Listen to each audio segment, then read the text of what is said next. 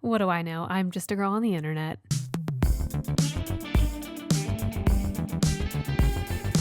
When I wear my Taylor Swift folklore cardigan, do I A, feel like I'm superior to everybody else? Do I B, hope people that don't like Taylor Swift compliment my cardigan when I'm out in public? Or C, do I feel like I am the coolest person in the planet? Or D, all of the above? If you guessed D, you're correct. There's just something so comforting about this cardigan. Honestly, I do feel elite when I wear it. Inevitable. But it's just something about it being like the OG folklore cardigan. It's just, I don't know. There's the Speak Now cardigan, the red cardigan, but this is like the OG. If you're listening to the podcast, not watching the video form, if you're audio only right now, you're probably very confused. I do think you should head over to the video form of the podcast, which you can find on my YouTube channel, Kayla Nelson. But I am wearing the Taylor Swift folklore cardigan. Maybe you caught on. I don't know. Context clues. You probably figured that out on your own. Welcome back to Girl on the Internet podcast. We have a lot to discuss before we even get into today's episode. First and foremost, the most important day of the year, the Grammys, the Met Gala, this is my Roman Empire. Spotify Wrapped. Best day of the year. I want to talk about my Spotify Wrapped really quick. You guys are never going to guess who my number one artist is. It's probably just so confusing. You probably would have never guessed. I never talk about this artist. They're super underground. You probably never heard of them before. Okay, shut up. Yes, my number one artist is Taylor Swift. And so what? Honestly, I'll be honest with you though, usually on Spotify for me, every year I try to incorporate new genres, new artists. Typically every year on Spotify as well, I will make a playlist either for that month out of the year or for the season of just, music that I've listened to, like my spring playlist, my fall playlist of just artists or songs that I've discovered in that time, or songs that make me feel like that particular season. So for example, it doesn't have to be like a summer song that came out in the summer, but it could just be like a summer song either I've discovered in the summer or just like maybe a nostalgic song that takes me back to summertime. Didn't do that this year. Nope. No siree. I paid my $11 Spotify premium payment subscription to listen to Taylor Swift exclusively. So I'm all about new artists, but at this point, you guys know that she has me in a chokehold. But this is also nothing new. I know to some of you, I am newer to the internet space in the last few years. I've been a diehard Taylor Swift fan for as long as I can remember, probably middle school. And I'm now about to be 28 years old. So there's some kind of correlation there. It's just, there's something. With that being said, to preface my top artists, my top songs, things like that, I didn't get to explore a lot of new artists this year, new genres. I listened to just mostly Taylor Swift. But my top artists were Taylor Swift, Harry Styles, Drake, One Direction, which I think I listened to a couple old playlists. I don't even know how they got in there. And then the Jonas Brothers, which I do love the Jonas Brothers, but I'm pretty sure I just listened to them when their new album came out, and then I was preparing for their concert. So I feel I don't know how I feel about the accuracy of the Spotify Wrapped per se. I'm thinking that if you listen to these artists at all, they kind of just hopped into your top artists, but whatever. It also said that I am in Taylor's top 0.5% of listeners with 13,402 minutes listened this year. And my top song, which this one is a little surprising to me, but it was Would've, Could've, Should've by Taylor Swift. And I'm going to be honest, I think it's because it's such a fun scream sing kind of song. It's just one of those gut-wrenching, honest, paints such a picture and just such a story. And lyrically it's beautiful, and also the background music and the melody is just so powerful. I think it's one of those songs that clearly I played multiple times over this year, and I don't know. I don't relate really necessarily to the song. Well, there are parts of the song I do relate to, but it's more or less, it's just such a good scream song. Like I know, for example, my friend Miranda and we went to Atlanta this year for a little adventure, and we listened to the song at least 4 times on the drive because it's just such a good scream song. Like you turn the volume all the way up, you blast your eardrums, and you scream, "Give me back my girlhood. It was mine first." I don't make the rules. It's just an incredible song. But you guys know I would say that about any song that she sings. So not to like lose my credibility, but it is honestly probably one of my top 5 favorite Taylor Swift songs. It's so gut-wrenchingly like brutal, and it tells such a story, and it goes back to a time in her life when she was just dealing with so much pain and hurt, and yeah, it's just great. So, but my top 5 songs are all Taylor, and they are Would've, Could've, Should've, The Man, Lavender Haze, I Can See You, and My Tears Ricochet, which My Tears Ricochet, top 3 favorite songs. The other ones, like I do love The Man. It has like that women empowering sort of anthem. Don't know how it ended up in the number 2 spot. So I don't know. 23,398 minutes listened to in 2023. Truly hoping I discover some new artists in 2024. If you guys have any favorite artists or anyone that I should check out or discover for next year, let me know. I'm hoping my Spotify Wrapped looks a little bit more unique next year, less basic, but you know what? I'm okay with being basic. I really am. And I have no shame in that. The other thing I wanted to share with you guys was about my podcast and something that's like cool that just happened with it, I guess. But well, not really okay, just let me tell a story. So I typically search my podcast a lot on streaming platforms, on Google, just to kind of get like the viewer's perspective. Like what comes up when you type girl on the internet? What episodes pop up first? What are people seeing? What are the ratings? What are some common playlists and podcasts that other people listen to that also listen to my podcast? So typically when I type in girl on the internet, my podcast is the first thing to come up. Except yesterday it wasn't. And I was like, huh? So I go to type in girl on the internet on the Spotify search tab, and a song comes up. Wait, is this Play About Us? It was from the band or singer Knox, Knox. And the song is literally called Girl on the Internet. What? Hello? That's me. That is me. Albeit this is not an original title. I feel like a lot of people call themselves blank on the internet. I did think that was sort of a unique title that I gave to myself, though, when creating this podcast and just sort of creating this online persona of myself. I'm like, oh, I'm just a girl on the internet. I'm just here. And when I coined the term and I created the podcast and I started calling myself that, I was actually genuinely surprised that nobody else had coined it. I was like, it doesn't exist on like TikTok. It's not like another podcast name. It's not a song. It doesn't really exist anywhere. And I was surprised because, again, I didn't really think it was that original and unique. But then I go on my Spotify and the song Girl on the Internet pops up. And I'm like, what? Huh? Is this about me? If you have a crush on me, just say so. Seriously? Guys, stop. Is this about me?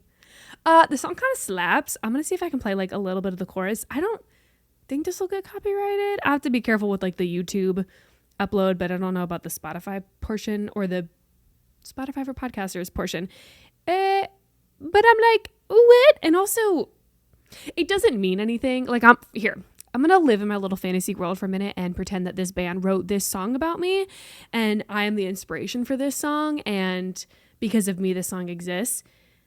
That's not true. But let me live in my fantasy world for a second.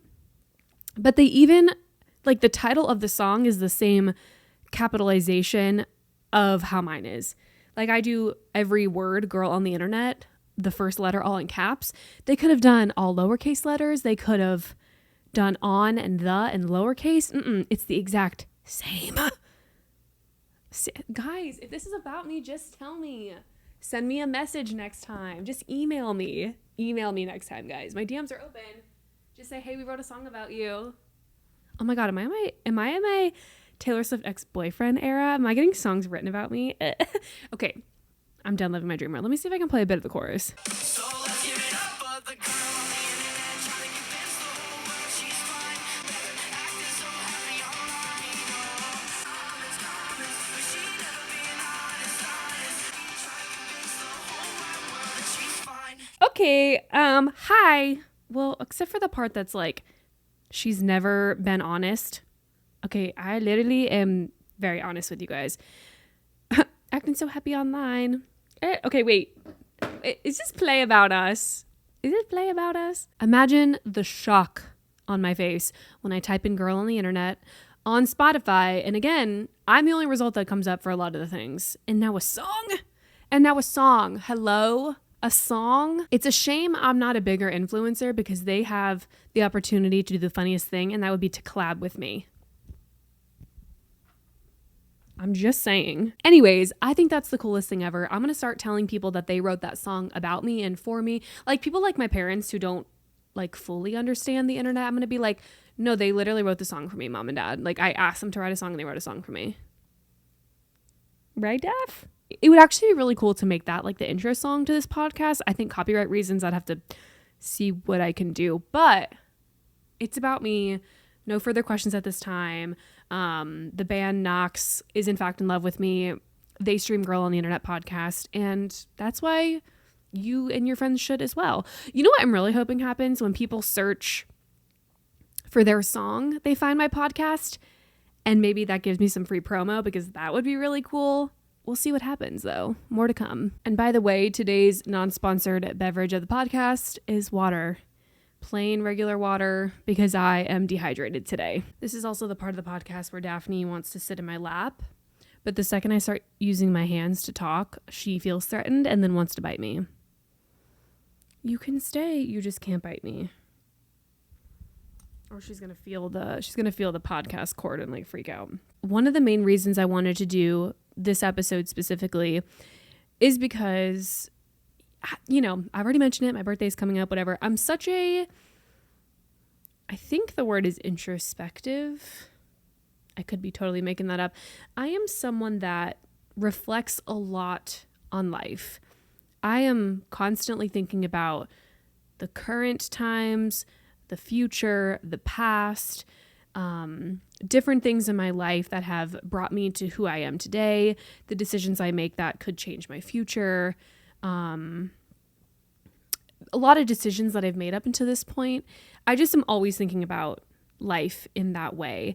And every year as my birthday approaches, what are you doing? But one of the topics that I kept thinking about that were coming up as I was doing this kind of deep thinking was this idea and this concept of boundaries, and how as we get older, we have more of an opportunity to essentially navigate our boundaries and figure out the things that we want in life, what makes us feel comfortable, what makes us feel uncomfortable, things that we are willing to do or that we're not willing to do, risks that we want to take. You know, it goes on. There are times in life where our boundaries are overstepped and people cross lines and make us feel uncomfortable and don't treat us the way that we wish that they were treating us. And I think that gives us opportunity to reflect, because sometimes we're put in situations that we didn't ask to be a part of. We are completely not prepared, or we're humiliated or taken advantage of, or, you know, anything along those lines. I feel like I'm reflecting more on my boundaries and what that means to me now more than I ever have before.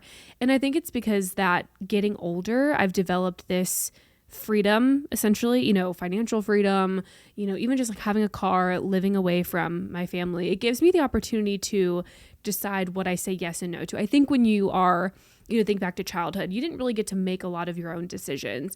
Your parents kind of planned out your life for you. They told you where you were going, what you were going to do, if you were showing up to this family event, if you were going on this vacation.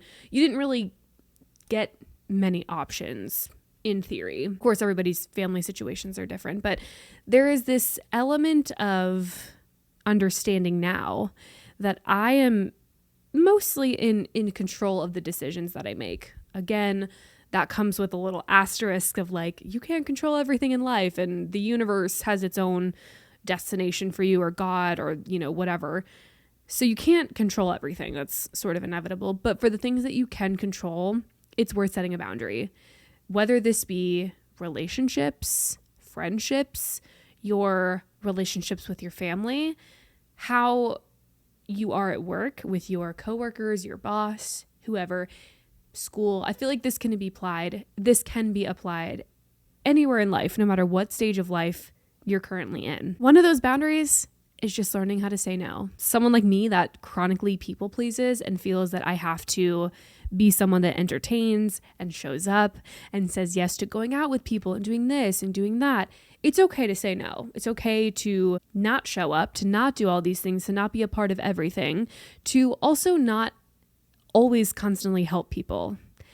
It's hard for me to say no, especially when someone needs my help. But if I have to say no to set my own boundary for whatever that is, whether that be for my mental health, my physical health, you know, psychologically, I just need a break, whatever it is, learning to say no is huge. And I think too, getting older, you start to realize that saying no is not that big of a deal.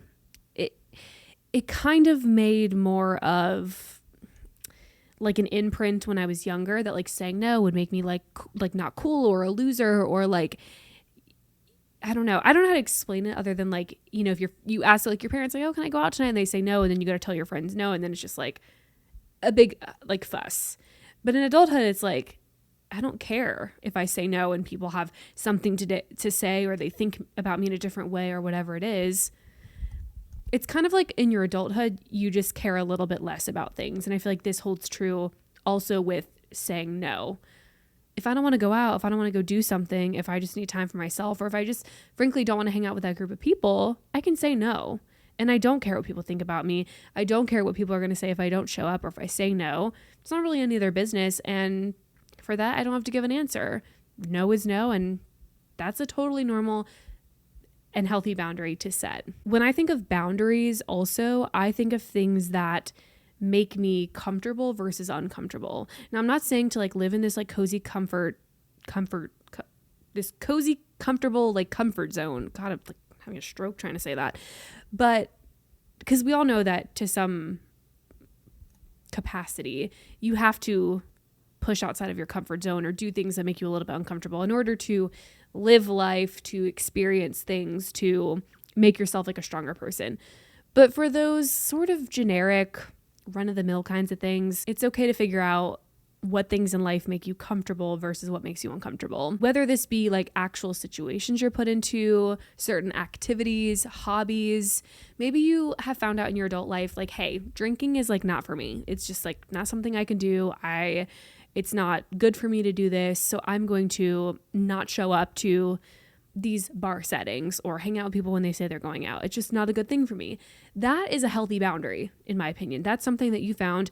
Going to a bar makes you uncomfortable, therefore you're not going to go. Or going to a bar makes you uncomfortable, so you're going to make sure you go with the right people that don't pressure you to drink, or that you feel comfortable ordering like a mocktail around, or whatever the scenario is. Again, you don't have to live this like perfectly comfortable, like padded bubble of a life. But for the most part, in terms of how you're feeling and the situations that you choose to put yourself in, the things you choose to be a part of, I think it's a healthy thing to identify where you fit in that realm of, is this something I'm comfortable with? Is it not? You know, find out how you feel and then make that decision later. And kind of piggybacking off of that, it doesn't make you a boring person. It doesn't make you lame, a loser, whatever else, because you opt to not be a part of those things. If you don't want to go out to a bar and drink with all your friends, your work friends, whoever, you don't suck for that. You're not a loser for that, I promise. We've all experienced that feeling of this pressure to fit in, this pressure to say yes, this guilt to kind of show up and be a part of something. But if you don't want to, if that's just something that's not comfortable for you, if it's not something that you want to be a part of, it doesn't make you a loser. It doesn't make you lame. It doesn't make you any less of a human, a friend, whoever, because it's something that you are setting a boundary for. And with that, I think comes finding a good friend group. Who is going to be there for you? Who is reliable and in your life and not going to make you feel ashamed or peer pressured because you said no to something, you didn't decide to go to this activity, you sat out on this opportunity for whatever reason. Nothing is worse than being an adult, or a so-called adult, because we all know none of us feel like it half the time. It's one thing to be peer pressured when you're 13, 14, 15, but to be peer pressured as an adult is the worst. Like, why do we still have those antics to want to peer pressure another human being or to guilt somebody into feeling bad? It's so obnoxious, and it's like, why are you doing this to me? You are an adult, I'm an adult, we don't need to be doing this. I'm setting a boundary, I'm saying no, that's it. But like I said, as an adult, it just feels so much worse because, again, when you're younger, when you're in that adolescent teen years, you're in a weird way like used to having things being done for you, or your parents tell you to do stuff that even you're not comfortable with, you still have to do sometimes. You feel like no matter what, you have to say yes and be a part of this thing. But to be peer pressured as an adult, when you have a developed frontal lobe, when you are aware of the things in your life that make you feel good or don't make you feel good, to have that freedom, that autonomy to make your own decisions, to do things for you, and then to have someone come out of left field and try to make you feel guilty for this, for peer pressuring. Ugh, I hate that. To me, that is like one gigantic red flag, whether this be a friend, someone that you're dating. Nothing is worse than when you are with a guy and they try to peer pressure you into whatever that means 45 minutes after meeting them, and you're like, we're not doing this. Like this is not a thing right now. Like, really? You're really trying to peer pressure me into whatever fill in the blank situation? This is not that. Because to be honest with you, anyone that's willing to put you in that situation once is going to do it again. Any adult that is still peer pressuring other adults and making them feel bad or guilty or stupid for not doing certain things, red flag. They'll do it once, they'll do it again. And I know for a fact that the peer pressuring, the gaslighting, the making you feel nervous, uncomfortable, making you feel guilty for not participating in certain things is going to get worse over time. Not only will they continue to do it, but it will continue to get worse. And then that's when you're going to develop these moments of like, who even am I? What do I even like? I'm not even making my own decisions anymore because I just feel pressured to be doing so many other things that I'm not comfortable with. This is not something that I ever wanted to be a part of, but here I am because I had somebody pressuring me on the other end of this. This can even apply to adult friendships, like just having like a toxic friend that's like, hey, we're going to go out and drink tonight. And they like do it every single night and they don't understand that they have a problem, but you kind of understand, but they've somehow peer pressured you into like being a part of this friend group and this narrative and this situation. And then before you know it, you're in deep with this friend who is probably relatively toxic, and here you are not being able to say no to things because they've peer pressured you into it. Finding a good, solid adult friend group is really hard. You guys have asked me before on this podcast, you've sent in questions before, you've DM'd me, you're like, how do you find adult friends? To be honest, I don't really know because all my adult friends are either my childhood friends that have survived adulthood with me, or people that I work with, or people that I've met online.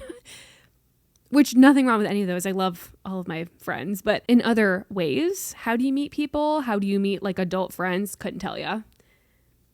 I would say you probably have to go socialize or something, but like, I don't know. I know nothing about that. Not me. The beauty of having a good friend group too is when you don't have to over-explain yourself to them, and when you can stick your ground and they're not going to try to pressure you into anything, when they're not going to mock you for something or make you feel bad or guilty or try to guilt you into being a part of something, that's when you know you have a good friend group. There's surely nothing better than having a solid group of people in your life that make you feel supported and comfortable, and they help you through any of your trials and tribulations and your problems and your fill in the blank. and for them to just support you the whole way and to not gaslight you and make you feel confused or make you feel like you're being pressured into something. That is what it means to have a good friend group. So for those of you that are struggling to find friends in your adult life or whatever, those are some qualities to look for. Maybe I'll do a whole other episode on that, but definitely people that don't put you down or pressure you or make you feel guilty. Those are not good friends. It's one thing if they're like trying to convince you to like go out on a random Saturday night because you are a homebody and you don't ever do anything.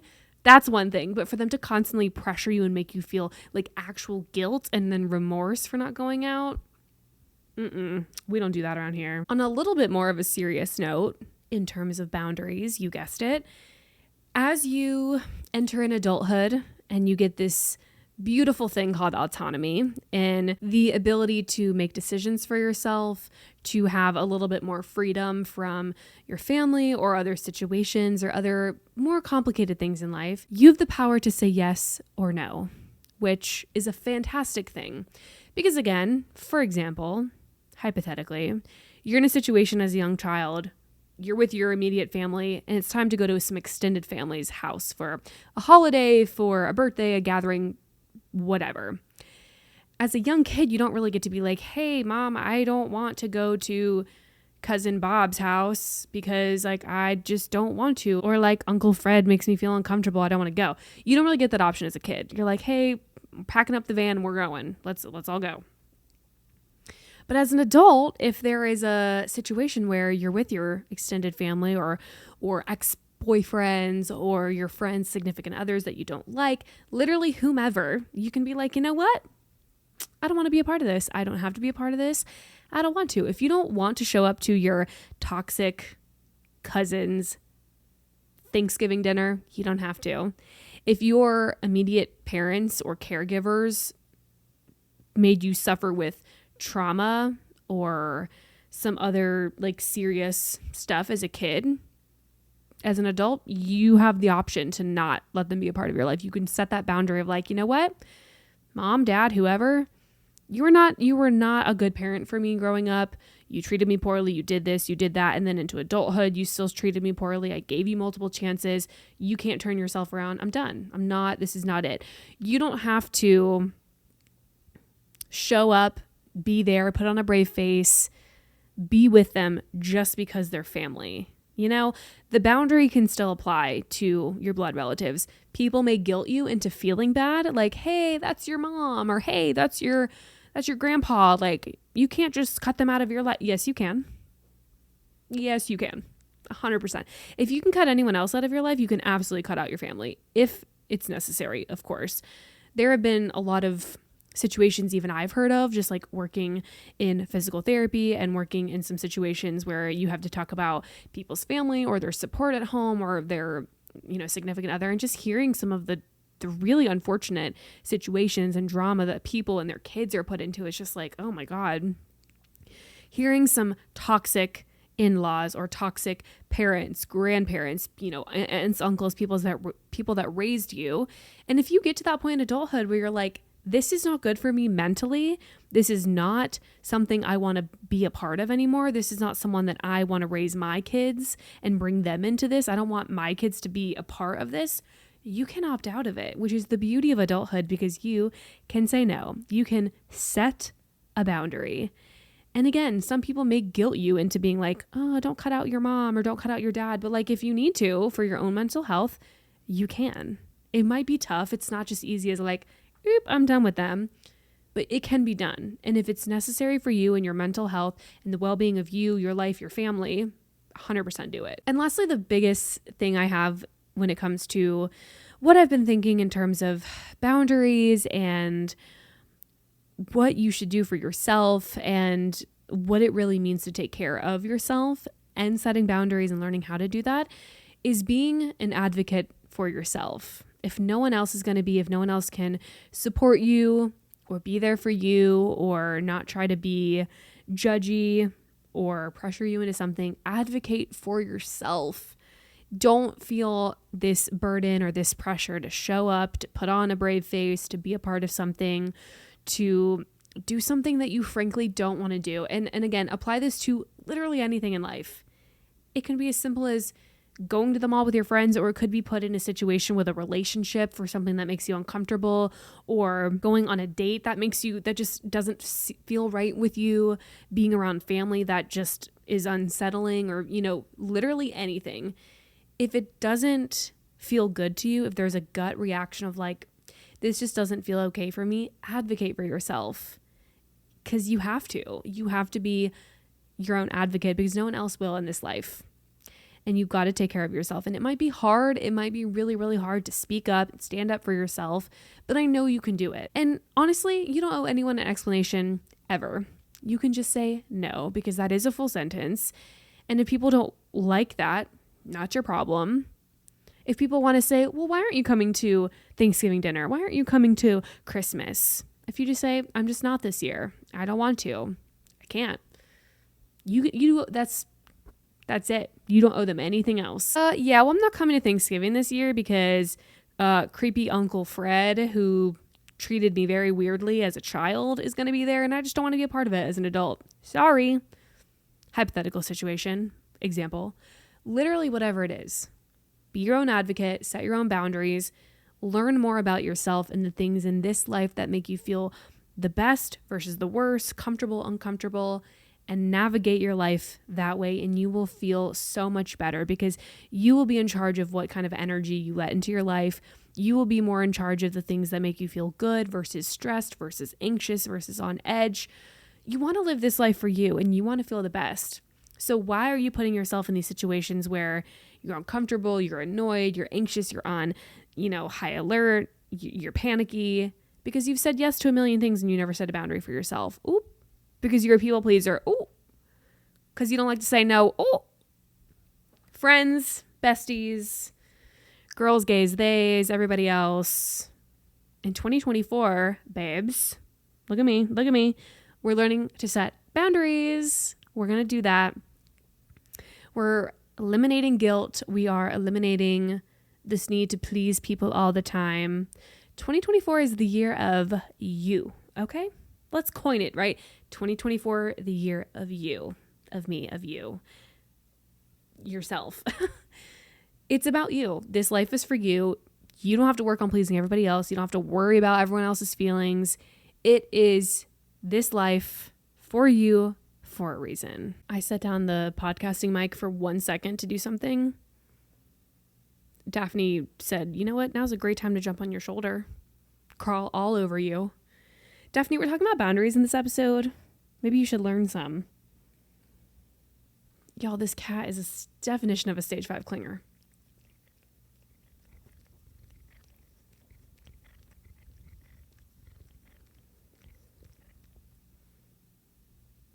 Hope that was some good ASMR of some kitty kisses from Daph. Girl, that hot tuna breath, though. You're lucky I love you.